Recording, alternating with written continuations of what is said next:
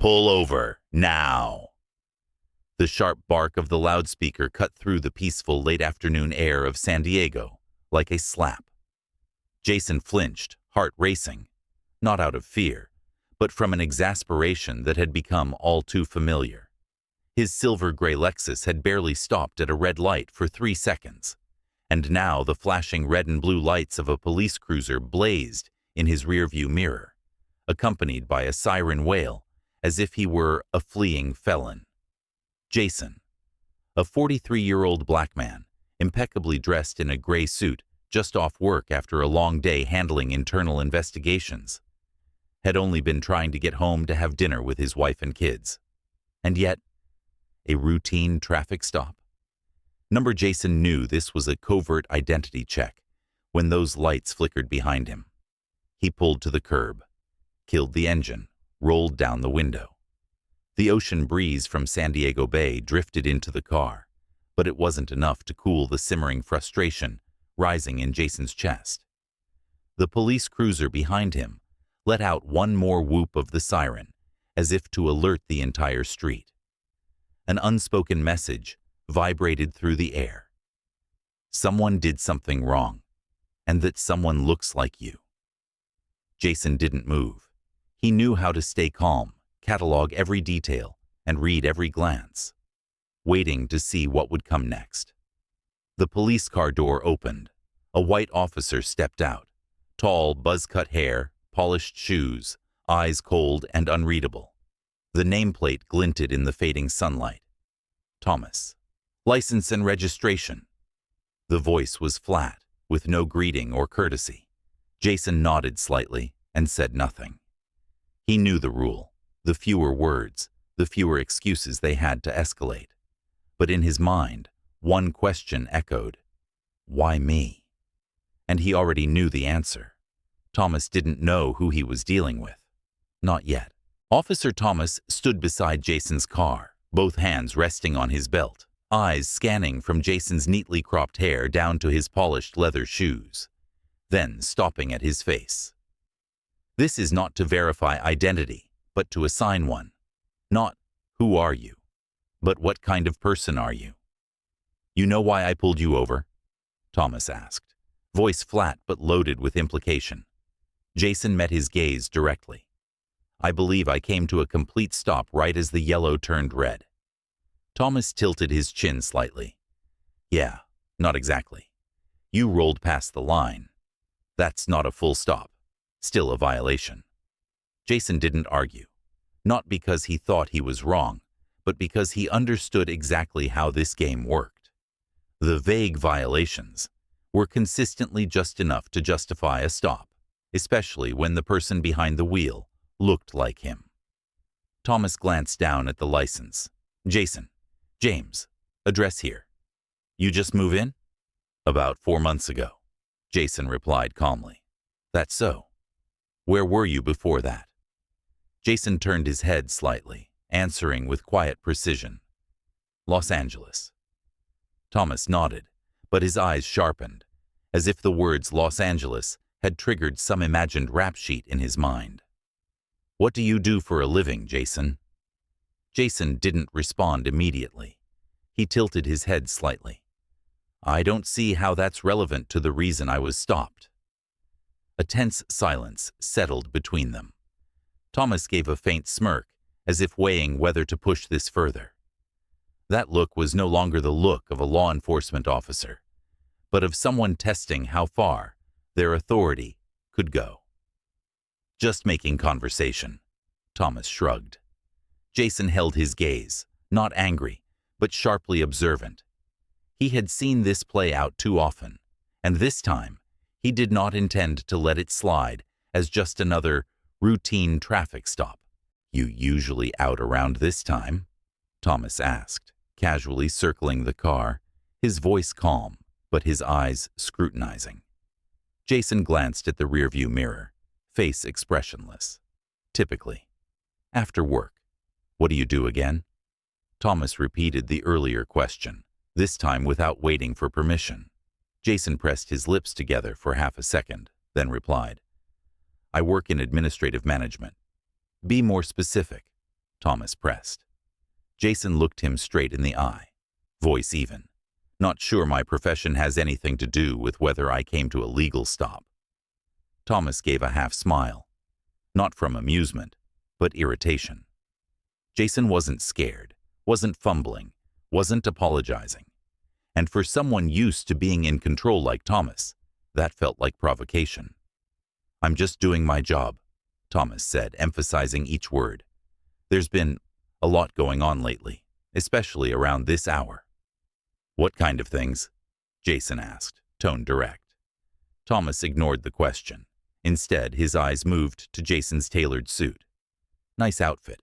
Big meeting today or job interview?" Jason felt it now. This was no longer a traffic stop. It had become an unspoken identity evaluation built entirely on assumptions and bias. He kept his tone steady. "I just wrapped up an important meeting." Thomas raised his eyebrows, nodding slowly as if weighing the words. "You're not local, driving an expensive car, dressed like a CEO, in this neighborhood, at this hour." "Interesting." Jason didn't reply, but his eyes said everything.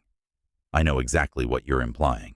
Thomas straightened up, resting his hand near his holstered gun. "Step out of the vehicle, right now." Jason tilted his head slightly, still maintaining eye contact. "I have the right to know the reason for that request, officer." Thomas didn't answer immediately. He leaned in closer to the window, voice lower but heavy as lead. "You don't want this to get more complicated." There was no more doubt. This wasn't a routine traffic stop. It was a power play. Jason calmly unbuckled his seatbelt. He opened the door, every movement deliberate and measured. Not out of fear, but out of intentional control. It was as if he were giving Thomas a lesson in composure. Stepping out of the car, Jason stood tall, nearly a head taller than Thomas. "I'm not carrying any weapons. I'm just on my way home." Thomas said nothing. His eyes scanned Jason's entire figure. The tailored suit, slim watch, polished dress shoes. Everything about him spoke of poise and professionalism, and that only seemed to agitate Thomas further. "Turn around, hands on the hood." Jason didn't argue. He turned, placing both palms firmly on the hood, hands steady, not trembling. A silent assertion. "I have nothing to hide." Thomas approached and began the search. His movements weren't gentle. He emphasized certain sensitive areas to remind Jason who held the power. Jason said nothing. He closed his eyes for a few seconds and waited. This patience, Thomas couldn't understand, but it unsettled him. "Clean," Thomas muttered through clenched teeth, almost disappointed there was no excuse to escalate further. Jason turned to face him, eyes unwavering. "I told you from the start, officer. I'm just heading home." Thomas took a step back, his eyes still locked on Jason, the man who continued standing tall, showing no anger, no retreat, no fear. Just calm, cold, and incredibly unsettling. Jason didn't need to shout, didn't need to assert his rights. It was his silence that was genuinely intimidating. Thomas raised his voice, trying to regain control. "You sure know your rights, huh? Been pulled over like this before?" Jason pressed his lips lightly together. His eyes didn't meet the challenge. They looked through it, as if reading a man accustomed to imposing himself on those less able to resist. "I learned from experience, but I also learned not to lose myself just because I've been treated wrongly." A quiet statement, yet it rang like a bell in the stifling San Diego afternoon. Thomas frowned. He had expected fear, an apology, at the very least, unease. But there was nothing. Only an ordinary man standing before him, composed, respectful, even more than ordinary. "You think you're better than me, huh?" Thomas blurted, his voice cracking like ice under sunlight. Jason tilted his head slightly. "I'm not better than anyone, but I do believe if you wear the badge, you should understand its true meaning." Thomas didn't know how to respond. That line, it wasn't defiant, but it cut to the core. No one held absolute power anymore.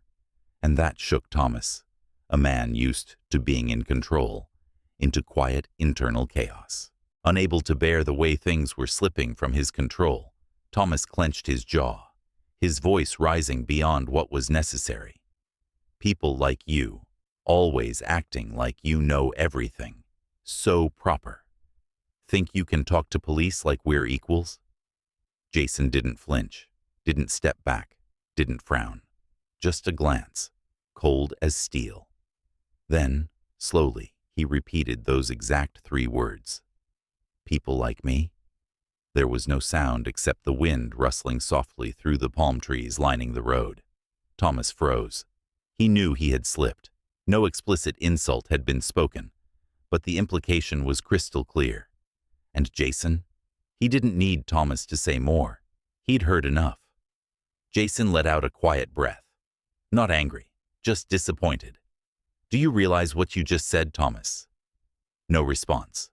Only Thomas turned away, avoiding the eyes now fixed on him, eyes that no longer belonged to an average civilian.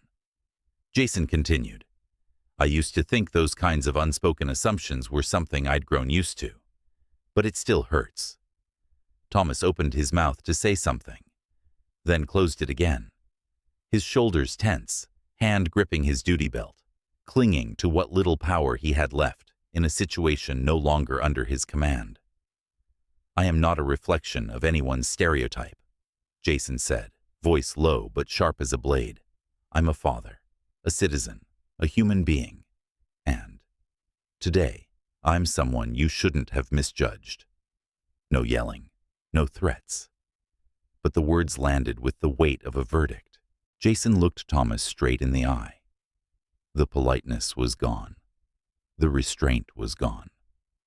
There was only silence, the kind that hangs over a moment from which there is no return. He reached into his inner jacket pocket. Slowly, deliberately. His eyes never left Thomas's. I'm taking out my wallet, he said calmly, and I suggest you keep your hand away from your gun. Thomas flinched. His hand, which had hovered near his holster, froze in midair. One heartbeat stretched into eternity. Jason pulled out a black leather wallet, opened it, and flipped through to reveal a gleaming badge catching the street lamp's glow. Jason Carter, Head of Internal Affairs, San Diego Police Department. Silence. Thomas froze in place. His eyes locked on the badge, then slowly drifted back to Jason's face. There was no doubt now. That name, that face, that title. This was the man with the authority to investigate and suspend him on the spot. Your internal affairs?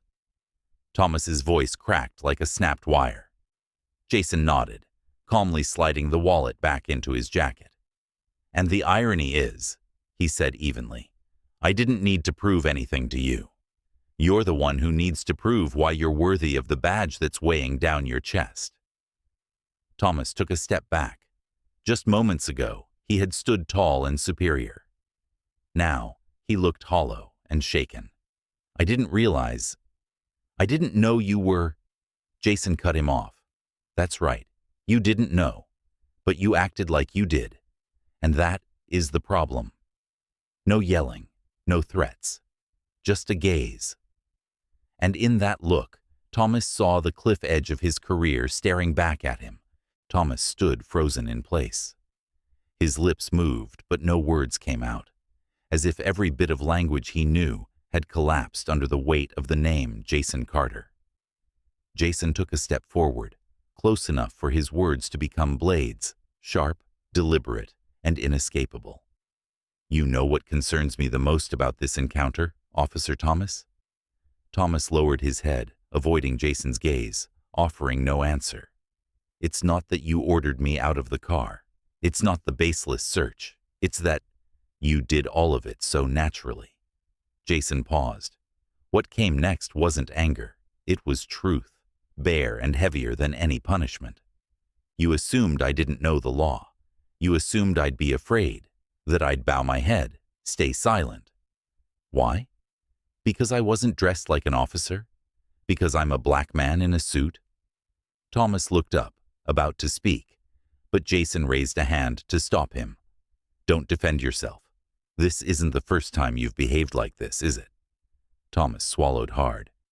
You didn't feel the need to treat me with respect, because you had already decided I wasn't worthy of it. Jason stepped back and lifted his head high. His voice rang out clear and firm. This wasn't about how I stopped at that light. This was about how you didn't think I deserved fairness. No one shouted, no one screamed, but Jason's words cracked through the twilight air of San Diego like thunder. Thomas turned away, trying to hide the shame burning from the inside out. His entire world, confidence, control, authority, had just been shattered by one simple truth. Power does not entitle you to disrespect. Power demands responsibility. Jason turned back to his car, hand resting on the door handle, but then he stopped. Without turning around, he shifted slightly, just enough for his voice to carry, deep, clear, and cold as steel. You forgot something, Thomas. Thomas looked up. His face was pale, his shoulders rigid like stone. The badge you wear doesn't put you above anyone. It puts you under responsibility to everyone. Silence.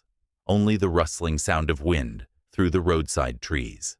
Jason opened the car door and sat behind the wheel. The engine started smoothly. No rush, no panic. As the silver Lexus pulled away from the curb and melted back into San Diego's twilight traffic, Thomas remained where he stood, frozen, silent, and hollow. He knew nothing that had just happened could be denied.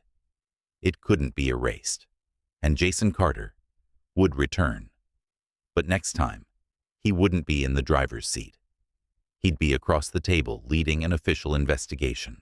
The next morning, Internal Affairs Office, San Diego Police Department. Sunlight streamed through the plastic blinds, casting a soft glow over the neatly stacked folders on Jason Carter's desk. No longer just a man in a suit from the night before. He was now back in his proper role, head of Internal Affairs, and today he was precisely where he needed to be. On his laptop screen, a name appeared. Thomas Renner, Patrol Officer, Traffic Division. Jason clicked to open the file. Page 1. A few commendations from fellow officers praising his control at crime scenes. Page 2. The shadows began to appear. 2021. Complaint for using offensive language toward an Asian American driver. 2022. Excessive traffic stops, 68 incidents in just 2 months. 2023. 3 formal complaints from black civilians. Showed signs of racial bias, aggressive tone, unwarranted intimidation. All cases had been resolved internally. Jason leaned back in his chair, eyes fixed on the ceiling. Thomas wasn't the problem. He was the symptom. The real disease was the indifference, the avoidance, the so-called internal resolutions. The system's way of dodging the truth. A soft knock at the door broke the silence. Boss, here's the file on last month's misconduct cases. Linda, his longtime assistant, stepped in, placing the folder on his desk. Oh, and the chief wanted to remind you, there's a strategy meeting at 2 p.m. Jason nodded, but before that, he had something more urgent to address. Linda, please schedule a private meeting with the chief and before noon. Don't wait for this afternoon. Yes, sir. Is something serious going on? Linda asked, eyes filled with quiet concern. Jason answered softly, voice as calm as still water. It's time to stop trimming the branches. We need to dig up the root. Noon. Conference room, 4th floor, San Diego Police Department. Chief Mark Duvall, a seasoned man with salt and pepper hair, a strong build, and eyes heavy with exhaustion, sat at the end of the table, silently watching Jason walk in. I heard from Linda you wanted a private meeting, he asked, his voice raspy. Jason placed a thick file on the table. No small talk. It's about Thomas Renner, but not just Thomas. Mark remained silent. Jason opened the file and laid out the pages, one by one. Here's a 2021 complaint. No response recorded. 2022. Accused of threatening a civilian. Labeled as internal warning only. 2023. 3 reports of racial bias. All dismissed without explanation. Jason looked directly into the chief's eyes. This is what we call handled internally. Is this the system our officers are supposed to be proud of when they wear that badge? No answer.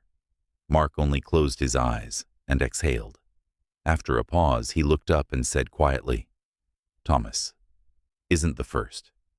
And you're right. You're not the only one who sees this." Jason nodded, voice firm. "Then it's time we do what no one's had the courage to do." He stood and turned on the projector, casting a presentation onto the wall. "I propose, 1. A full review of all complaints previously marked as quietly resolved. 2. A complete reassessment of training protocols, focusing on de-escalation and recognizing implicit bias. 3. Regular public dialogue forums, attended by both officers and civilians. 4. The formation of an independent oversight committee, nominated by the community." Mark raised his eyebrows slightly, frowning. "You know this won't make you many friends." "Not within the department. Even the board may not support it." Jason didn't flinch. "I wasn't hired to be liked. I'm here to do what's right." The room fell into a heavy silence, not tense, but thoughtful. Finally, Mark leaned back in his chair, contemplative. "You'd go through with this, even without my support?" "I'd prefer to have it, but if not, I'll still move forward." A long pause. Then, "All right." The chief nodded. "Do it, Jason. This time, we do it right." Jason gave a slight nod. No smile, but his eyes were burning brighter than ever. 3 weeks later. The San Diego Community Center was packed. Officers, residents, students, media. Everyone was present. On the podium, Jason stepped forward in a deep blue suit, without a badge. He didn't need it today. He approached the microphone and took a deep breath. Below, all eyes were on him. Some skeptical, some expectant, and many filled with hope. "My name is Jason, and today, I'm not speaking as an officer. I'm speaking as a citizen." The room went silent. 3 weeks ago, I was pulled over, not for a serious violation, but because a police officer thought I didn't look like the successful type. I didn't respond with anger, but with truth, and from that, a door opened. Jason paused, scanning the room. "We don't need more slogans. We need real action. We don't need more promises. We need accountability.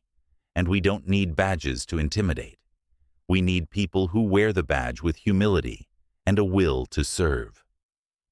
Some heads began to nod. The first waves of applause echoed. "I'm not here to tell my story. I'm here because I know there are thousands of others who never got the chance to speak. We are reforming. We are listening. And if necessary, we will change every brick in this system." Jason lowered the microphone. Thunderous applause filled the hall. He didn't smile, but his eyes shone with clarity. This was only the beginning. At the back of the hall, Officer Thomas stood silently, no longer arrogant. He bowed his head, not just for Jason, but because he understood for the first time. Jason stepped down from the stage, moving through the crowd, shaking hands with residents, staff, and young officers alike. A small child beside his mother called out, "Hey, Mr. Policeman." Jason turned around. "I want to be a policeman like you." He bent down and placed a hand on the boy's shoulder. "Then you have to learn to listen, to protect, and always remember. You're here to serve, not to command." Applause rang out once again. But this time, it wasn't for one man. It was for an ideal.